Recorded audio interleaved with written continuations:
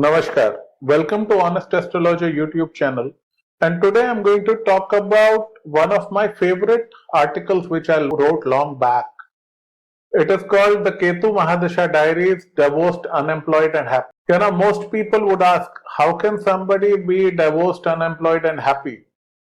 Well, this is possible, especially if one is undergoing a Ketu Mahadasha. We have created a world which is focused around material greed, where money, relationships, material possessions are the center of human existence. While yes, these things are required for a person's life and they make life worth living, but they should not be the end all and be all of human life. We have much bigger reasons for existence. For most of us, my money, my career, my relationships, my power is everything. This approach comes back to haunt us during the period known as Ketu Mahadasha. I've seen people that are threatened with the possibility of losing things which they value the most, especially their careers and their personal relationships, jobs and marriages. And as it is natural, people try very hard to cling to jobs and relationships.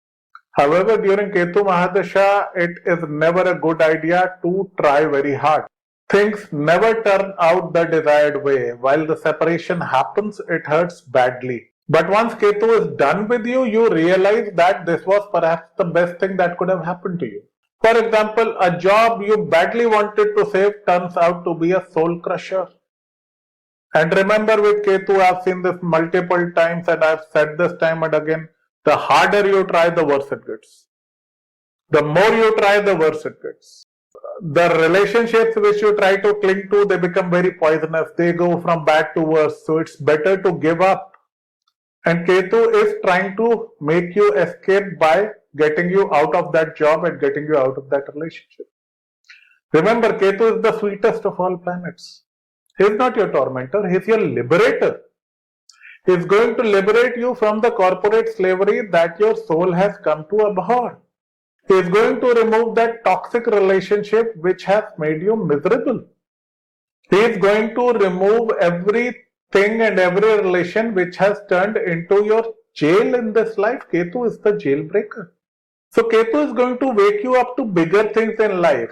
That's the inherent paradox of Ketu, that till the time a person tries very hard to retain anything, he suffers very badly. However, once he lets go, things become better. I remember when I resigned from my job and I worked very hard to save my job, but in the end I had to quit. But the day I resigned, I felt so light and liberated. My boss once asked me, okay, you are resigning, what would you do? And I said, boss, there is a God up there and there is internet in the world. I'm sure I'll find something. So whenever you quit something during Ketu, it is almost certain that you will feel better after leaving it. I've often seen once a divorce goes through or the breakup happens, there is a sudden catharsis. A person feels as if he or she has been liberated and they're out of this toxic bondage. It's difficult on the external level, but at least internally, you start to feel much better. Your soul feels very light. But when it happens, it hurts. I've often said that Ketu is like a cancer surgeon. He is going to remove all the cancer in your life. He is going to remove everything that has become toxic in your life.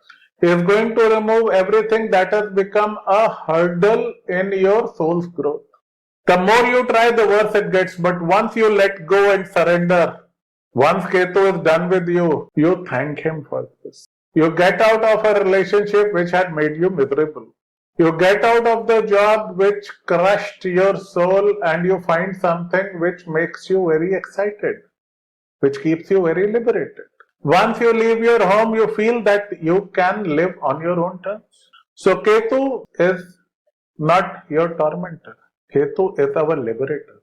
And in Ketu Dasha, yes, you can be divorced, unemployed, dumped, lonely, but still be happy.